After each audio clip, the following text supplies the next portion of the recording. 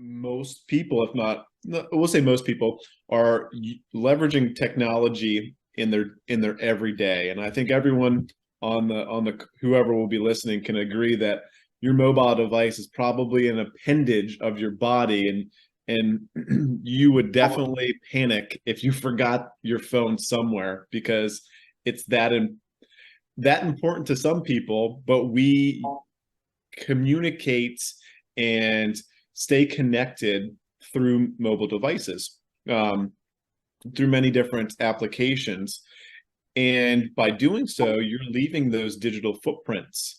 And that information, face value, will get you so far with information that you need, that your spidey sense may be tingling, or it could just be very apparent that, oh yeah, this is our person. We knew this because here's a picture, they're in that location, same outfit, etc.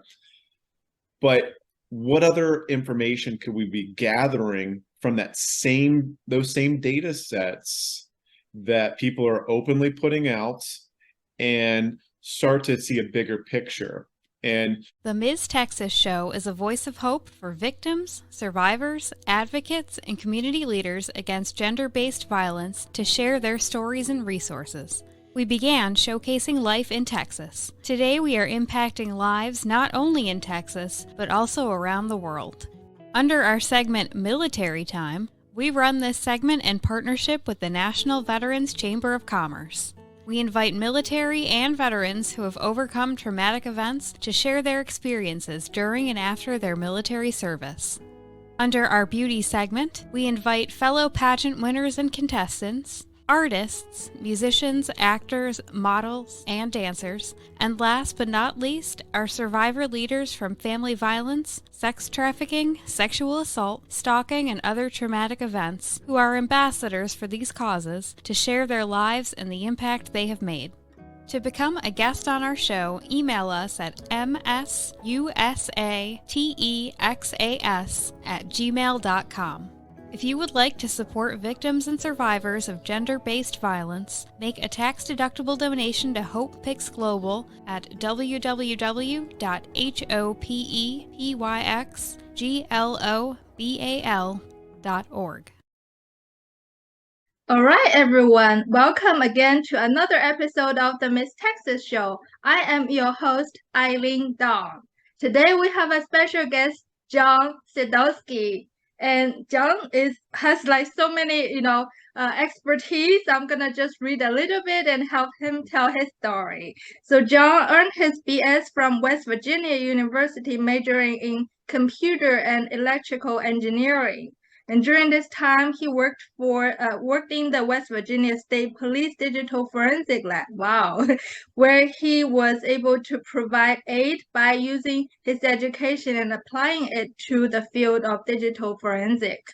John also began his career as a high-tech crime specialist with the National White Collar Crime Center, which is known as NW3C. During those 10 years, John has provided thousands of hours of training and technical assistance to numerous states, local, federal, and international law enforcement personnel, and in the data recovery and analysis and online investigations. And his training topics range from basic identifying and seizing electronic evidence, analysis of artifacts, operating systems, I don't even know what that means, and to an ever-evolving field of social media investigations.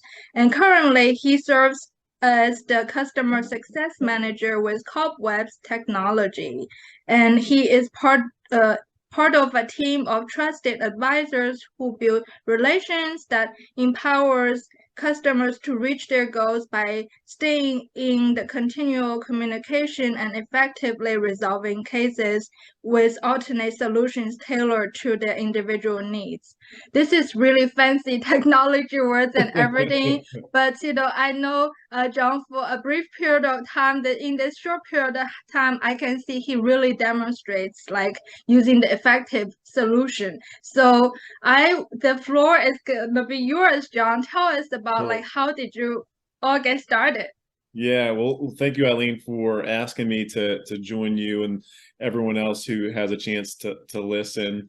It's really an honor, and I think it might even be my first interview of this style. I've always been in front of an audience, but not doing a one-on-one. So you get the star for having me for the very first time in my career, and hopefully not the last with Eileen or anyone else afterwards.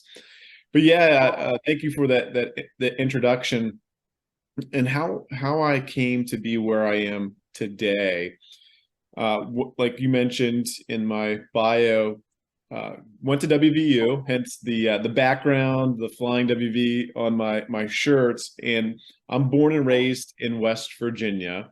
Grew up in the Northern Panhandle in Marshall County. Came to Morgantown to attend WVU. Went for computer and electrical engineering, and like many students, I wasn't sure what I wanted to do with my life. I was pursuing 2 degrees.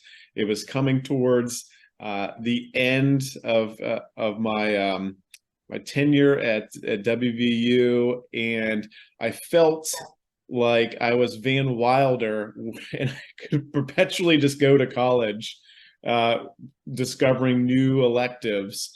And the elective that made me feel like being a Van Wilder, so to speak, was a digital forensic program. And at that time, it was my last year of school, and I had that aha moment, like many of us have had, either in our careers, as a parent, just as an adult, like, oh man, this is what I need to do with my life. And it provided me the opportunity to work with the West Virginia State Police here in town, and they were one of the 61 ICACs, or the Internet Crime Against Children's Task Force across the country. And by that small amount of time that I got to work alongside some amazing people, I discovered there was a victimization of children happening, not only globally, but here where I live in a small state of 1.7 million people at West Virginia. And so I knew that's what I wanted to explore. I wanted to help. And growing up, volunteering in the community, at church, it was just a few hours here and there. And I knew I could be a better advocate serving this as my career. And it definitely was a God thing, because NW3C, the West Virginia State Police, and WVU were all working together. So I had that exposure, which at the time became my former employer, but I got to see that collaboration. And that at that point, I knew to explore NW3C, and it so happened to be that one of the guys there was in friends from a small group at church, and we all knew each other. So it was definitely, the door was open. I was going through it, and I got on board with NW3C and really embraced the technical acumen that I could synthesize, understand, and then communicate it to other people in a simple fashion. I was very good at doing, and I enjoyed getting in front of a crowd and just helping them have those aha ideas where it clicks. Oftentimes it proceeded with a deer in the headlight look, but then we were able to pivot and get through some of the nuances, or something brand new that these officers may never have encountered before. And so that 10 years, I got to travel the country, training thousands of people, developing good relationships, long-lasting relationship to this date with people all over, pulling that rope that everyone wants to pull and help with, especially as it pertains to anything that's child abuse in nature. And so towards that end of my career there, online investigations was picking up, and I gravitated towards it because it was dynamic. It wasn't static, and being able to find information online was very intriguing. And so I had that luxury of being able to create that content, deliver the content, and I knew that it wasn't going away. And I knew time is the thing that everyone wants more of. And I don't know about you, Eileen, but I can't create more time in the day. There's only 24 hours in every day. And we have to we have to rest, even though there's much work to be done. We have to figure out ways to collapse that time variable so we don't burn out, and cause harm to ourselves. And along that path, I started to see things come in that space that was collapsing that time variable, which is my current employer, Cobwebs. And they were able to take that time factor and collapse it in the space that I really enjoyed and knew intimately. And so again, another door was opened, and I wanted something new to explore. I knew the people here because I worked with them before at NW3C, and I made that transition probably 1.5 years ago. So October of 21, I made that transition. I still get to serve law enforcement, military components, and that is the rewarding part of my job, and where I started with however many 12 years ago, wanted to be an advocate in this space. And I'll pause right there because I want to collect my thoughts and allow you to pivot on any of those strings, and then we can start to tug and go down one of those paths. That's amazing. Thank you so much, John. And it is our honor to have you. Like you said, you have, such a vast experience working with WVU as well as, West Virginia Police, and then NW3C, and now Cobweb.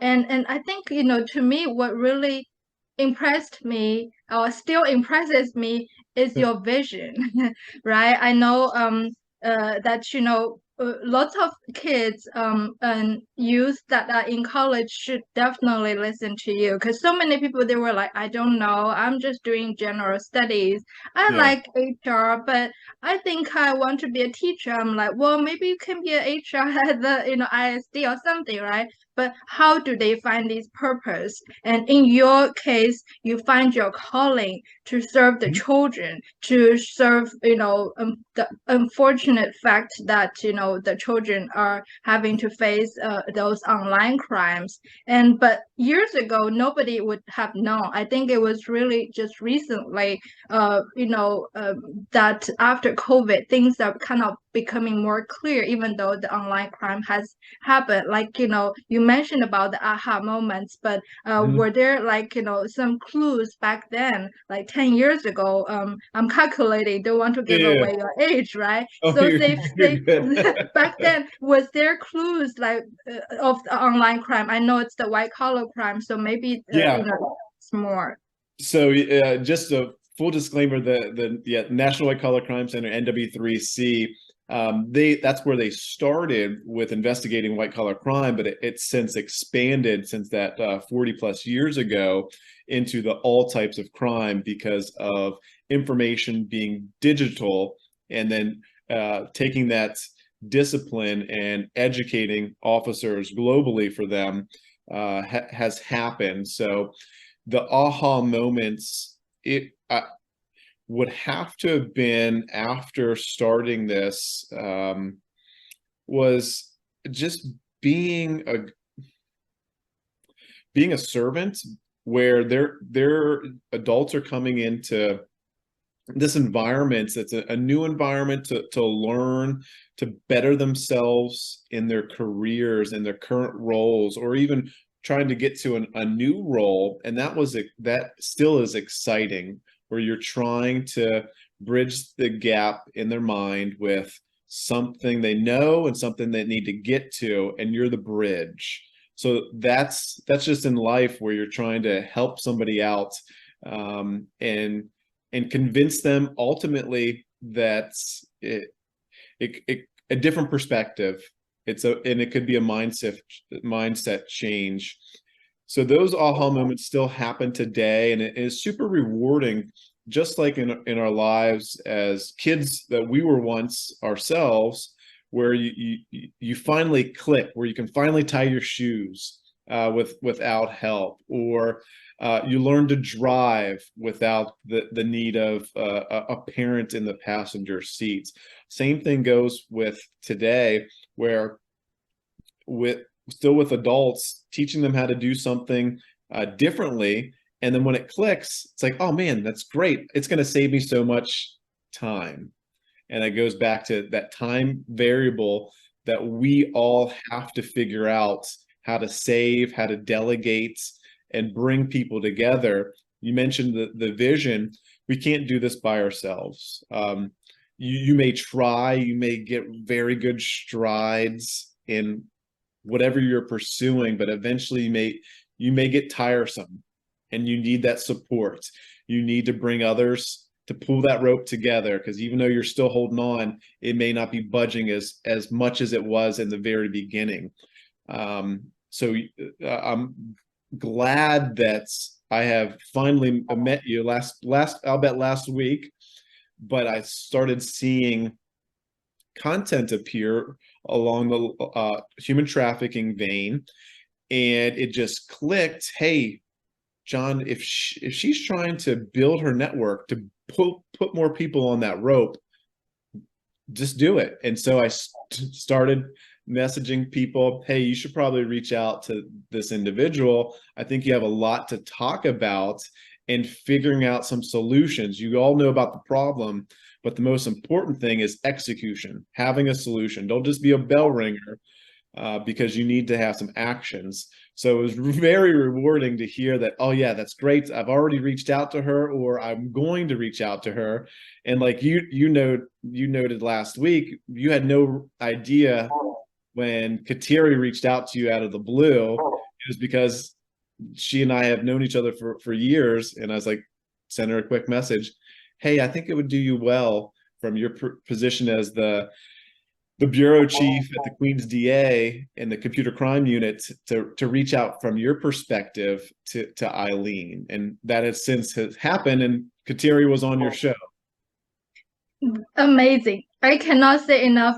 This is what you said. It's definitely God's thing. It's like one thing led me to another, right? And it turns out that you have been blessed to have had all the connections within, from your educational to your career background, and now today, like, you were the hero behind the scene until last week. I found out, wow, several months ago it was you when Katerina reached out. I was like, oh, I thought I was famous. I'm just joking, but I really appreciate, all the work that you do, and I totally agree. 24 hours a day, and we cannot deny that. I just often wish I have more time in a day. And I'll be honest, sometimes I have anxiety when I spoke at the law conference, and afterwards, in the middle of the night, I was so tired. But 2 o'clock in the morning, I had so much in my head. I said, I get to get up. But the next morning, I said, no, I have a meeting. I cannot just stay working. So I work for 2 hours, like 2 to 4, I go back to sleep. So my sleep pattern is all messed up. I think we could all use that effectiveness, the efficiency that we're talking about.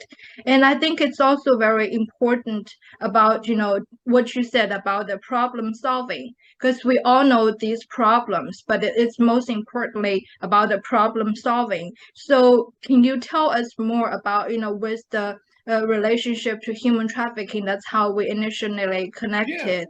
How do you do in your day-to-day and other work that you have done in terms of human trafficking? Yeah, so the reason I made that transition from two disciplines to focusing on the online investigations was, most people, if not, we'll say most people, are leveraging technology in their everyday. And I think everyone on the whoever will be listening can agree that your mobile device is probably an appendage of your body, and you would definitely panic if you forgot your phone somewhere, because it's that important to some people. But we communicate and stay connected through mobile devices, through many different applications. And by doing so, you're leaving those digital footprints, and that information, face value, will get you so far with information that you need, that your spidey sense may be tingling, or it could just be very apparent that, oh yeah, this is our person. We knew this because here's a picture, they're in that location, same outfit, etc. But what other information could we be gathering from those same data sets that people are openly putting out, and start to see a bigger picture? And we do have the luxury here with my current employer to assist in that capacity.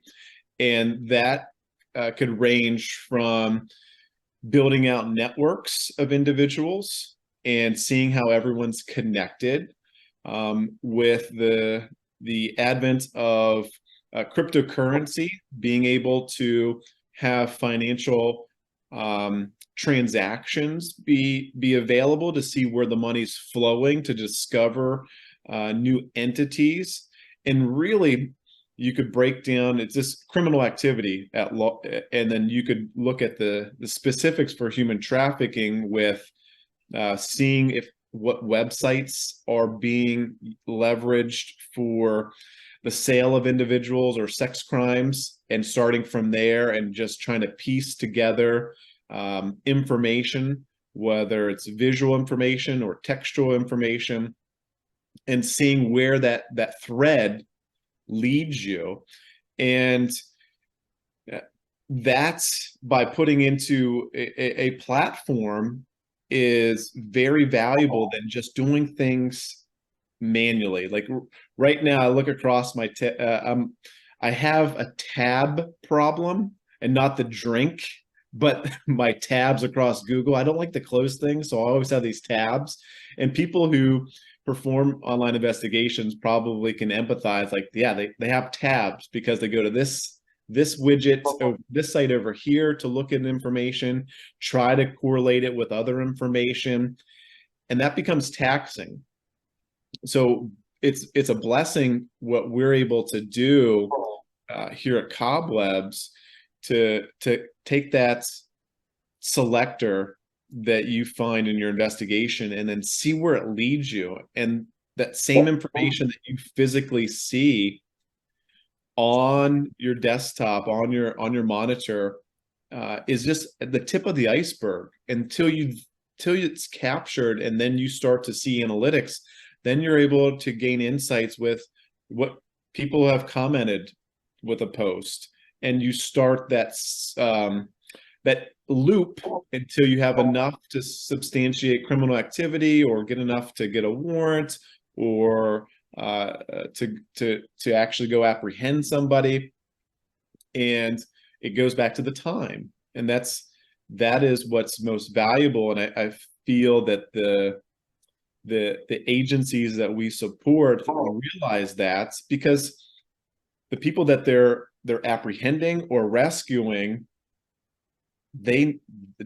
time is of the essence. And if they can get that information faster, then that person could be apprehended, that victim could be found and rescued, and start that whole process of grieving or figuring out what has happened. And that's going to take time in and of itself. And when that doesn't happen, we know what could happen. People could not be rescued, could not be apprehended, and then that cycle just continues. So time, I keep mentioning it, it's like the buzzword. Pee Wee Herman comes to mind when we say time, everyone screams, but it is definitely the commodity that we need that we are leveraging for others. So I'll pause for transition with any other question from that, or a new vein of questioning. Yeah, I totally agree. I think, when we talk about this is lives that we are saving. And so it's really time is of essence when it comes to rescuing the victims. The less a victim has to, suffer, the less they will have to take the time to recover. I recall talking to a therapist one time, and I asked them, I said, what is the recurrence? What is the length you think they need to take the medication for? What has resulted in PTSD, anxiety, and depression? And they were like, well, it depends on the duration of what their trauma is and how many times it has occurred. So I think it's so important for you to like grasp this time in order to help save lives. What I wanted to ask is, you talked about something kind of related, but a lot of the audience might not think directly, because I think it's great that we're doing a great job, especially in the US, that people are getting to know about human trafficking, people are getting to know about sex trafficking, child sex trafficking. I think that's the awareness that we're beginning to know.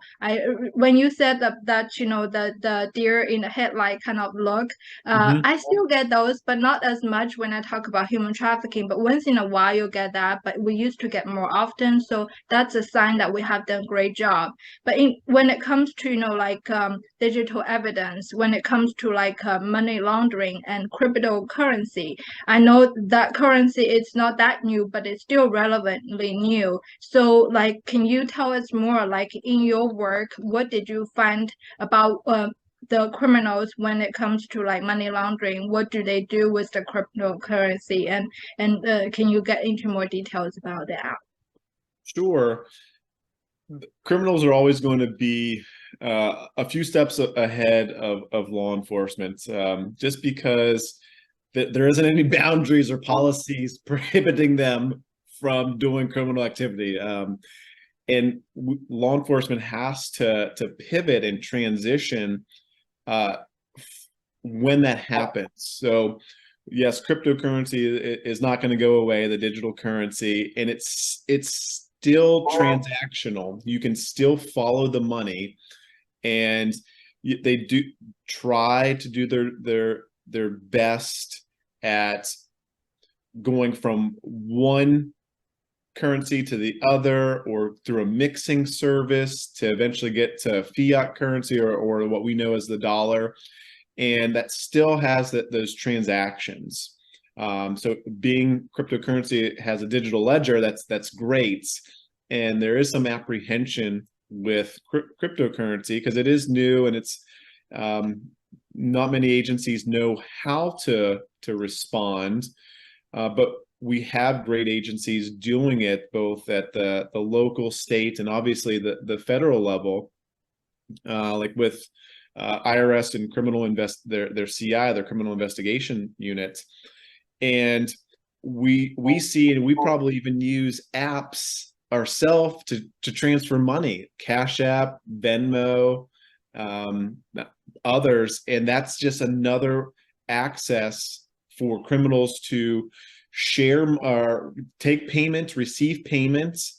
And how do we stay ahead of that? Education, that's the most important part. And networking, because we can start to follow trends and patterns from different areas of the world that could be impactful to us. And we have entities like the International Association of Chiefs of Police, so international being the key word. And hey, what's happening in the other world could be coming to the United States. How do we educate our current law enforcement? What do we need to know? Networking, just like you mentioned, individually. Hey, I'm seeing this, I need help. And there's many listservs out there that can do that and serve that purpose for asking questions, because let's face it, not one person knows everything. We may know people that think they do, but we'll leave that for a different conversation. But when you have that hubris and you will ask that question, there's a community out there willing to help because they've either seen it or they have a different a different vantage point to provide you what they're seeing from what you're describing. Now, with the overall human trafficking, it is a buzzword.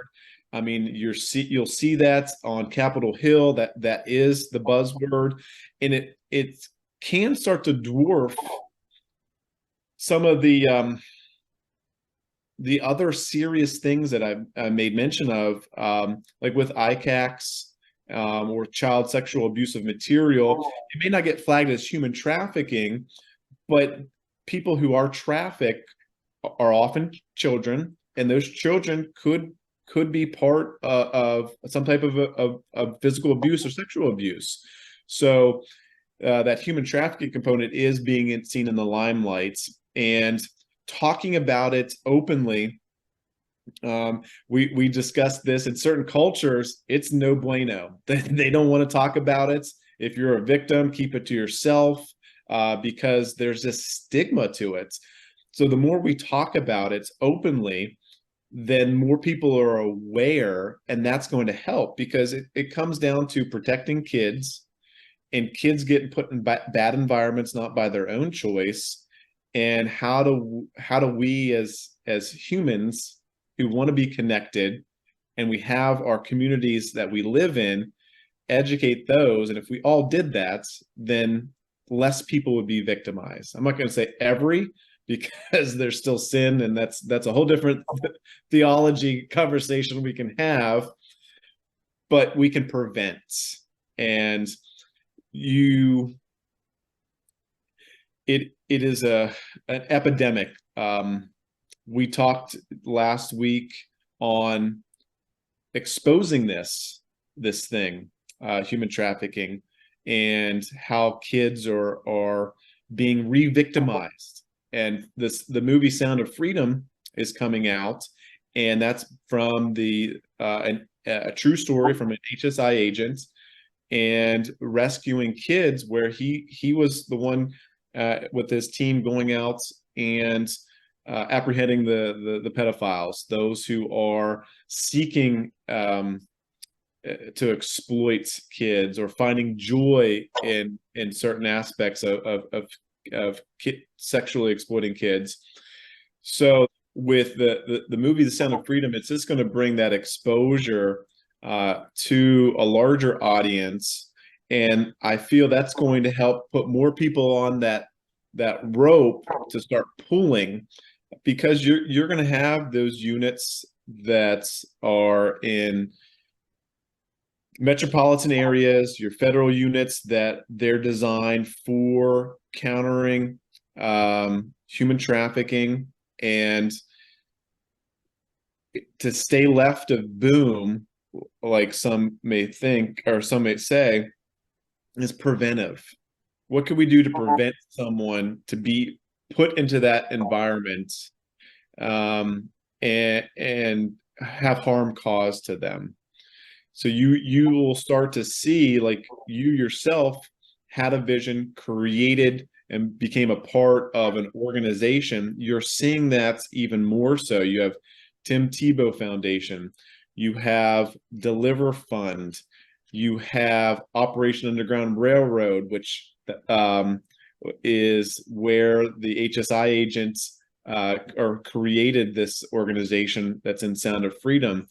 You have the National Child Protection Task Force. So you have all these NGOs that are spun up from operators to people wanting to do more and getting people together to pull a rope. And then you start to have Raven, which is a lobbyist group of former ICAC commanders that are going over to Capitol Hill.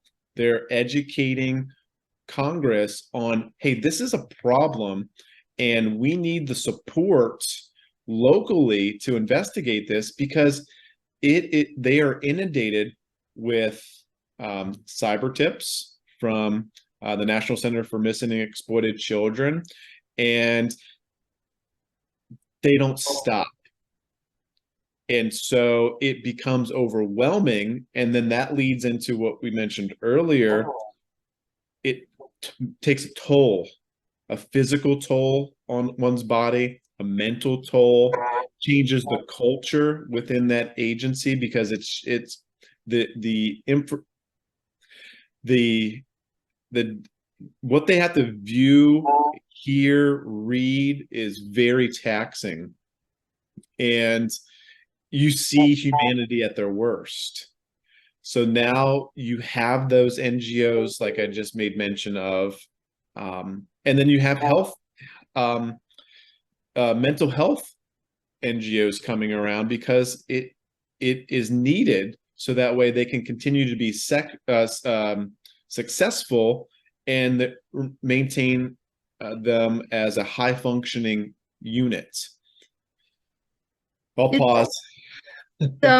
You touched upon so many important topics. I'm gonna start I made some notes and start from the top. You talked about money laundering, and from our everyday to day life, it's like, do you use Venmo and Cash App? And I'm kind of like backdated, so I don't, because I feel like they can steal the information and everything. But Right. like almost everyone I know, they do it, right? But when it comes to, you talked about the IACP and international. So tell us more about, what does international sex trafficking, what does international human trafficking look like? Because, even though we're beginning to know about human trafficking, but that's still a little bit like far further from us. And how do people like know the sign? Maybe they do international businesses, maybe they travel a lot. Yeah. What are the signs they can watch out for? So I'm not too familiar. I can just speak surface level. I mean, you're still going to have organized crime, and it's going to be different for each country how they solicit or gain. We have Title 42 that's at our that just ended and at our border. So now, how do you respond with an influx of individuals trying to cross over for asylum into a free world? And then if I was a bad actor, what could I do? I could send people to the border. I could have people bringing other people over and getting them across the border into what they feel is a safe environment, but as soon as they cross, then they're going to be used and abused. The one thing that we'll continue to do better is, how do we take information and start to share it, deconflict? You will hear that one agency doesn't play ball with the other. You have others that don't share that same sentiment, and it goes into, how do we put all this information together, and instead of Eileen pulling in one direction and she knows she's doing good work, and John pulling in a different direction, but they're pulling in opposite directions, but they need to be pulling together. How do we make that happen? That's where you have a very effective way of policing and working together. And that's where those NGOs start to happen. So then some of the mission sets of those NGOs are global. They are working with different countries, and they are equipping them to do the work that they know how themselves from their trade craft. And that's where then they bring back, oh, we went to this country, this is happening, and they start to put those puzzle pieces together, and they educate that way. So it happens organically, but it may not be as fast as we want it. And what comes to mind is I think there was the starfish analogy, where a kid's on the beach and there's thousands of starfish, and he's just flinging them back into the ocean while he's going down the beach. And then someone comes up and like, why are you even doing this? there's so many of them, you can't help them all. And he picks one up, throws it back in. He goes, help that one. It mattered to that one. And he keeps going. And that's where people need to change their mindsets, where it becomes insurmountable. And then you don't want to do anything because it's not perfect. But if you just help that one person, then that one person is, I always treat, when I get in front of a group, it's like church. If one person gets something out of it, I've done my job. If others, that's even better. So helping that one person out. And it does take a concerted effort. And I trust that our federal agencies are seeing a bigger picture. I know they are for a fact, but it's a slow process. Togetherness. It's you're saying this like right on the keyword, and I feel the same. And I think that's how and why we clicked. Because I always believe that, like you say, John, you know more about the technology side, the digital forensic, the digital evidence and analysis. And I only know more the culture competency, the linguistically sensitive approach, and those stigmas that you were talking about. And that's what I'm good at. But there's no need to reinvent the wheel for you, John, to, like you said, the time is of essence. So you only have 24 hours a day. Why don't you use that time to do what you're good at and have me do what I'm good at? Yep. But together we can have like this larger picture. So I think there's that, message from you. I really appreciate that you're delivering this message to our audience. And also you talked about God, you talked about your faith, and I really believe that's how everything is put together, even like the movie of Sound of Freedom. So I would love you to share more, like with our audience, say about what people, whether they are a believer yet or non-believer yet, and what they can do to help these people who are either at risk, like you said, education is key, and or the people who are in need of help, like you said, the starfish analogy. I love it. I'm gonna paraphrase that from now on. I love it. Yeah. But what can they do to help? Sure. We're all humans. We have that going for us, and connectedness, being connected. That's why we're designed. And being faith-based or not faith-based, we can all agree that children are vulnerable. We were all once kids, and whenever we've grown up to the position that we're in now, we have a different view from when we were as adolescents. And we could all agree that we want to maintain that innocence in those kids in our communities. How you could serve foster care, there's an avenue where, whether you're looking to grow a family or just providing an open home for kids in need, there's a way to minister into those lives of those kids that sometimes those families aren't the best for them. And you could be that family that's the best for them, and set them off on on a better trajectory than they were currently. Volunteering, even at your schools. You mentioned, hey, how could you educate someone early on with, hey, you could be doing this, and it's going into your schools, to your kids' classrooms, to your nieces, your nephews, and just ministering to them, hey, this is what you could do, and this is the joy that I find.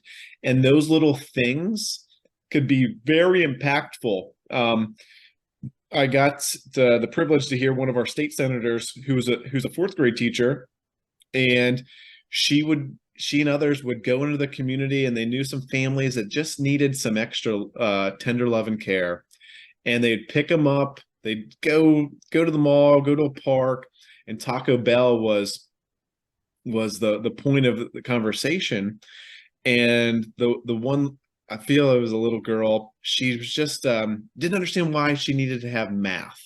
Like she was in an environment that some would say is not healthy, or the apple doesn't fall from the tree, and breaking that generational stigma is happening now. And when the state senator heard that, oh, why is she not wanting to do math, but she likes Taco Bell, so what she did was she brought a Taco Bell menu in, and they started doing math, just basic math, like, hey, if you bought this, how much money do you owe? And if you give me a $20 bill and it's less than that, how much change? And that girl latched on to that. What seems insignificant to us right now, this little girl, it changed her path. So that girl growing up, I want to be a manager, or I now want to be the owner of a Taco Bell. So regardless of faith, you could invest into the lives of the kids in your area. So foster care, schools, volunteering for whatever organization that's in your own area. There's people in need. Focus on the community that you live in, and that's what we've done here where I live. We have a large church that we attend, and what we've started to do is then focus on the region that we live in, the actual community. So that way we have those relationships, we get to invest in those individuals, and it's not just hey, how you doing on Sunday, Saturday, or whenever you may go to church. You actually know Eileen, you know what is happening in her world, or you see the puzzle pieces fit together, and that's the joy that you could start to have, if not already.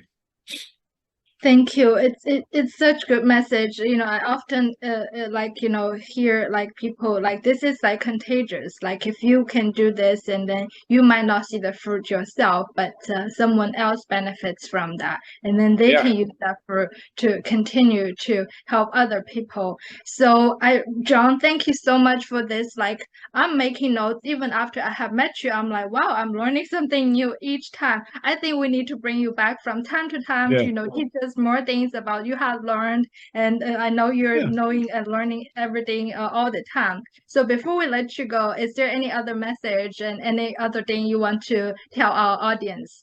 Well, you almost got me choked up. I almost started, some waterworks almost started coming out whenever I was sharing how you could be impactful for people who just a little mustard seed. That's all it is, and it could be very impactful. I guess to end on what you just asked me, it goes back to the starfish. That's throwing that one starfish mattered to it. And I've always heard through my career where you can only eat an elephant one bite at a time. It's in front of you. You're like, oh, this is going to take a long time. But one bite at a time for me. Eileen's here now. She takes one bite, and we start to grow. And then that's where you get the energy, you get the motivation. We're doing this together, and it does take time. Thank you. Thank you so much. So, we do this one bite at a time. We do this together, but be patient, and it will take time. But I really believe that together we can end this epidemic. Like you said, it's growing, but we have more forces. The good is gonna overcome the evil. So thank you so much, John, for your time, for the great work that you're doing to make sure that our nation is safe, our children will be free from exploitation. That is my dream, and I know we share this dream together. And you're watching the Miss Texas Show. We're the voice of hope for survivors and advocates against human trafficking, gender-based violence, and all violent crimes. And I hope that you can watch the Sound of Freedom too, because together we can. Thank you. Thank you, John. All right. Thank you. Thank you all.